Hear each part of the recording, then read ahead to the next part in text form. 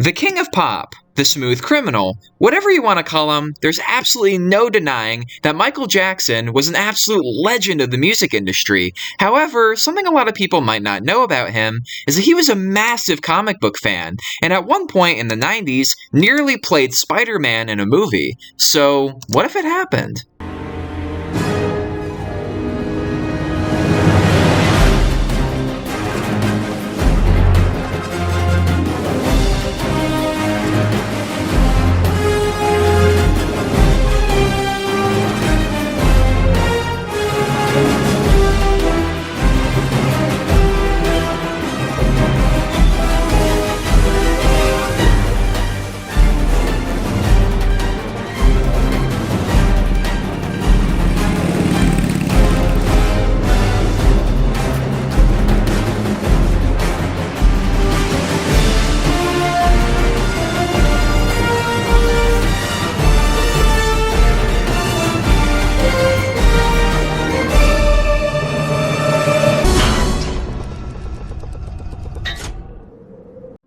In 1992, when development on James Cameron's Spider-Man was still ongoing, Menahem Golan, still the legal owner of the Spider-Man film rights, noticed that his name wasn't being featured on any of the movie's advertisements. Now, this was a huge issue for Golan, who had been promised by Carolco Pictures that he would receive a producer credit on the movie. It was important to him to have this credit because he'd spent years working on it, and it had become a passion project for him. Golan would contact Carolco, who explained that they had been forced to reuse James Cameron's Terminator 2 contract due to a faulty computer. However, his T2 contract stipulated that Cameron had all the rights to the project, meaning that Carolco effectively forgot all about Golan's involvement. That wasn't exactly helped by Cameron himself, who didn't even want Golan's name advertised. He reportedly didn't want the movie to be associated with Golan, and by extension, Cannon Films, and all of their crappy movies.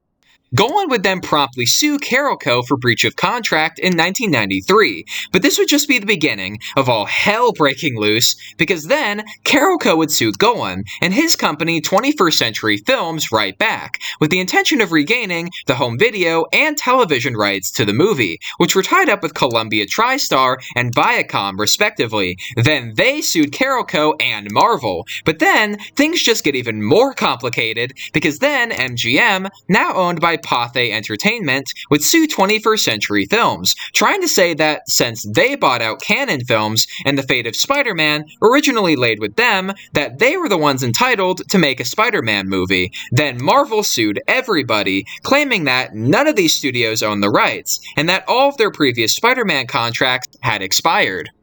And now, obviously, with all this suing going on, a lot of money was being thrown around, and unfortunately, this came back to bite them on the ass. Marvel, 21st Century Films, and Carolco would all go bankrupt at the same time. Ultimately, the decision was made to settle out of court. Now, believe it or not, all of these courtroom battles bring us to the year of 1996. So yes, this took 3 years of production time away from Spider-Man. However, by this point, James Cameron was officially out of the picture. After Fox tried and failed to gain the rights to Spider-Man on Cameron's behalf, Cameron would officially leave the project and would go off to direct Titanic instead. With Marvel Comics now bankrupt, this gave a smooth opportunity for a certain king of pop to make his presence felt in the world of comic book movies. Of course, I'm talking about Michael Jackson. MJ was a well-documented Marvel fan, and particularly loved Spider-Man. Having grown up reading the comics in between his performances, MJ was also well known by this point for his desire to leave his music career behind in favor of becoming a full-time actor. He'd had experience in the world of acting already, appearing in the sci-fi short film Captain EO, as well as in a number of iconic music videos. His acting potential was definitely there, as his performance in the music video Bad was heavily praised by critics. Now, Jackson decided to help out Marvel by buying them in their entirety. He felt saddened by Marvel's financial state, considering that he was seemingly on the verge of watching his childhood economically crumble. He would approach Stan Lee in late 1996, and reportedly, the two got along very well with each other. Jackson would state his intentions to buy out the company, but he also dropped another bombshell. If he bought out Marvel, then he wanted to play Spider-Man in a live-action movie. Now, despite receiving support from Stan Lee, who knew a true Spider-Man fan when he saw one, the rest of Marvel weren't too supportive, and they instead decided to sell off the rights to their characters to various different movie studios. They made millions by doing this, and no longer required Jackson's involvement to stay afloat, and so Jackson's dreams of playing Spider-Man were officially dead. So Michael Jackson's Spider-Man. So what do I think of this? Okay, so you guys are probably expecting me to absolutely hate this, because literally everywhere else I've seen, everybody talks about how awful this would have been. But let me surprise you all by saying, I actually think this is not that bad of an idea. Now, wait, don't click off. Let me explain. I'm admittedly a little bit biased because I'm like one of the biggest Michael Jackson fans in the world. I have a t-shirt, I own all of his movies on Blu-ray, I've listened to almost all of his songs, I used to write a couple of fanfic about him on Wattpad back during my Michael Jackson phase. And yeah, I mean, I'm just a huge fan of his stuff. I really am. I even tried to learn to dance like him at one point, just because his dancing is so infectious. Like, you see it and you want to dance like him.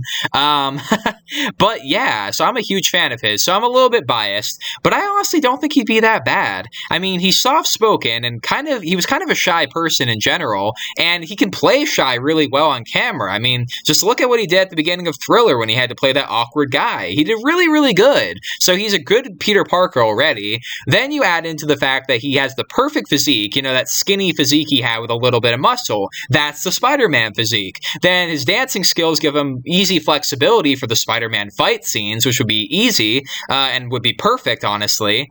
Yeah, and I just think, and not to mention the fact that he was passionate about Spider-Man, which is more than I can say about a lot of actors that play characters.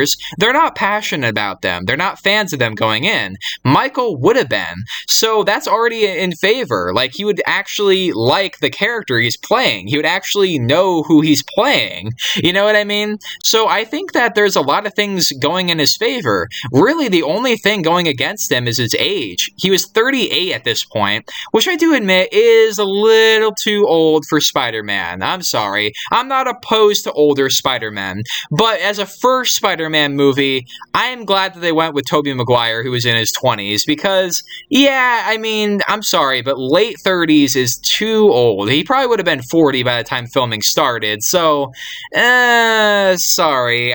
Sorry, Michael, I love you, but, man, okay, that's just, the age gap is too big, in my opinion. Now, if this had been in the 80s, I think he would be absolutely perfect, because then you'd be able to say, oh, he's also the right age. Now, really, the only thing going against him, I think, by that point would be his race, which, honestly, I think that people could just suck it up just because of how famous he was, and it would be, you know, it would be pretty cool to see a black Spider-Man in the 80s, because we didn't get Miles Morales until the early 2010s, so that would have been really ahead of its time. It really would have, and it could have brought comic book characters and movies really ahead, you know what I mean? But do I think that it was for the best that this was canceled? That's another story entirely. Honestly, yeah, I'm sorry to say, because, okay, as I said, I love Michael Jackson, but, if he had bought out Marvel, because he wasn't just going to play Spider-Man, he was going to buy out Marvel. If he had bought out Marvel, history would be forever different. Like, think about it. Comic book storylines would probably be completely different. Certain movies would either not get made or be made completely differently. And most importantly, in my opinion, the MCU probably would never have happened. Or maybe it would have. I don't know, because Marvel would not have lost the rights to their own characters. They would not have sold them, because Michael would have given them an option so that they didn't have to do that anymore. But yeah, so we either could have gotten the MCU earlier, or we could have gotten it not at all. And I kind of think we would not have gotten it, I'm sorry to say. I really just, I don't think that we would have gotten it, I'm sorry. And this is all without mentioning the allegations made against him, which, being a Michael Jackson fan, I don't want to believe, but I do know that they were prominent enough in the news that it might have soured people on him playing Spider-Man, even without factoring in his age or ethnicity.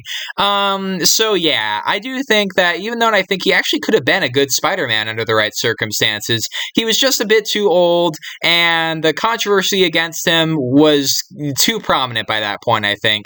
And not to mention what it would do to the future of Marvel, I just don't think it would be worth it. Even if I would be interested in seeing him play Spider-Man one time. If it was like a one-off deal and then they went on to do the Tobey Maguire stuff and he never bought out Marvel, I'd be interested. I'd be down for that. I really would. It would be really cool to see. But that's just my opinion as a big fan of him. I'm sure plenty of you have different opinions that I'd love to hear in the comments down below. And if you enjoyed this video, please make sure to give it a thumbs up and share with all of your friends on all your various social media platforms. And speaking of social media, don't forget to follow me on Instagram, Rinzler_Productions, and I'll see all of you tomorrow in the next video.